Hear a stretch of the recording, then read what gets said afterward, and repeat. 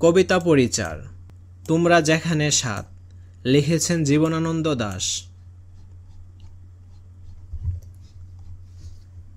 কবিতার গঠন বুঝি।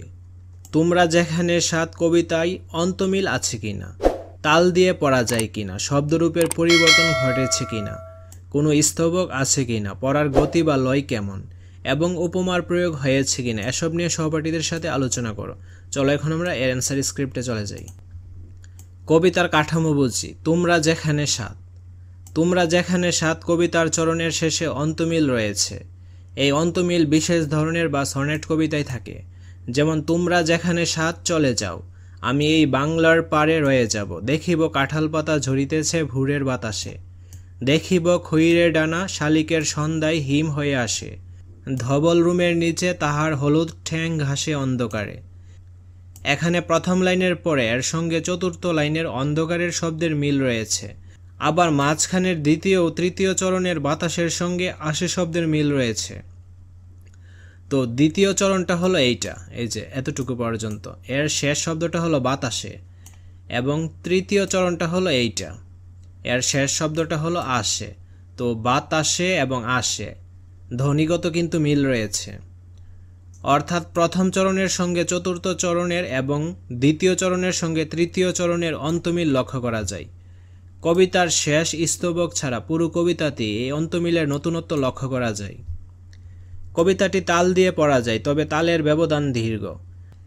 যেমন খয়রঙ্গা হাঁসটিরে নিয়ে যাবে যেন কোন কাহিনীর দেশে, পরন কথার গন্ধ লেগে আছে যেন তার নরম শরীরে, কলমি দামের থেকে জন্মেছে সে যেন এই পুকুরের নীরে, নীরবে পা ধুই জলে একবার তারপর দূরে নিরুদ্দেশে। কবিতাটিতে বেশ কিছু শব্দরূপের পরিবর্তন দেখা যায়। যেমন থেকে রয়ে, জড়সে জড়িতেছে, পা ঠ্যাং, তাকে তারে ইত্যাদি। কবিতাটিতে দুইটি স্তবক রয়েছে। কবিতার লয় বা গতি ধীর।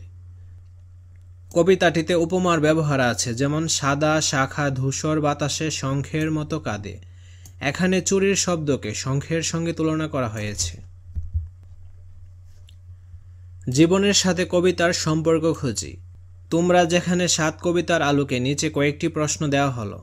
প্রশ্নগুলোর উত্তর প্রস্তুত করো এবং পরে সহপাঠীদের সঙ্গে আলোচনা করে প্রয়োজনে নিজের উত্তর সংশোধন করো। তো এখানে তিনটি প্রশ্ন দেওয়া রয়েছে। চলো এখন আমরা এই তিনটি প্রশ্নের অ্যান্সার স্ক্রিপ্টে চলে যাই। প্রথম প্রশ্ন, আমি এই বাংলার পারে রয়ে যাব, কবি কেন এমন কথা বলেছেন? আমি এই বাংলার পারে রয়ে যাব, কবি এ কথা বলেছেন কারণ তিনি বাংলাদেশের প্রাকৃতিক সৌন্দর্যকে ভালোবাসেন। তাই সবাই এই দেশ ত্যাগ করলেও তিনি এ দেশে রয়ে যেতে চেয়েছেন। তিনি ভোরের বাতাসে কাঁঠাল পাতার ঝরে পড়া দেখতে চেয়েছেন। সন্ধ্যাবেলায় শালিকের হিজল বনে লুকানো দেখতে চেয়েছেন। গৃহবধূর হাঁস ধরে নিয়ে বাসায় ফেরা, তারপর কুয়াশার, এটা হবে বেতর, তো হবে ঠিক আছে, বেতর নিরুদ্দেশে হারিয়ে যাওয়া দেখতে চেয়েছেন। তিনি জানেন এসবই তিনি খুঁজে পাবেন বাংলার তীরে, তাই তিনি এদেশ ত্যাগ করে অন্য কোথাও যেতে চাননি। 2 নম্বর প্রশ্ন, দেশপ্রেম সম্পর্কে তোমার ধারণা কি? এই কবিতায় কিভাবে দেশপ্রেম প্রকাশ পেয়েছে? দেশপ্রেম হলো নিজের দেশের প্রতি, জাতির প্রতি, ভাষার প্রতি গভীর আকর্ষণ অনুভব করা। দেশের প্রতি প্রবল অনুরাগ, নিবিড় ভালোবাসা ও আনুগত্যকে দেশপ্রেম বলে। আমার মতে জন্মভূমির স্বার্থে নিজেকে উৎসর্গ করার সাধনাই দেশপ্রেম। এই কবিতায় বাংলাদেশের প্রকৃতির প্রতি ভালোবাসা প্রকাশের মাধ্যমে কবির দেশপ্রেম প্রকাশ পেয়েছে। তাই প্রাকৃতিক সৌন্দর্যকে ভালোবেসে কবি আমৃত্যু এদেশে রয়ে যেতে চেয়েছেন। 3 নম্বর প্রশ্ন, বাংলাদেশের প্রাকৃতিক পরিবেশের কোন দিকগুলো তোমার ভালো লাগে বা খারাপ লাগে? ষড়ঋতুর দেশ বাংলাদেশের প্রাকৃতিক সৌন্দর্যের এক অপরূপ লীলাভূমি। এ দেশের সবুজ বনানী, নদ নদী, পাহাড় পর্বত, বিস্তীর্ণ সমুদ্র সৈকত দেখে আমার চোখ জুড়িয়ে যায়। এ দেশে 12 মাসে 6টি ঋতু অনন্য বৈশিষ্ট্য নিয়ে আগমন করে এবং অনাবিল সৌন্দর্য উপহার দেয়। প্রতিটি ঋতুতে প্রকৃতির পরিবর্তন হয়, আর এটা হবে ক্ষণে ক্ষণে, ঠিক আছে, ক্ষীয় হবে, টাইপিং মিস্টেকের জন্য আমি দুঃখিত। ক্ষণে ক্ষণে আকাশের রং বদলায়। প্রকৃতির এই পট পরিবর্তন আমার হৃদয় আনন্দে ভরিয়ে তোলে।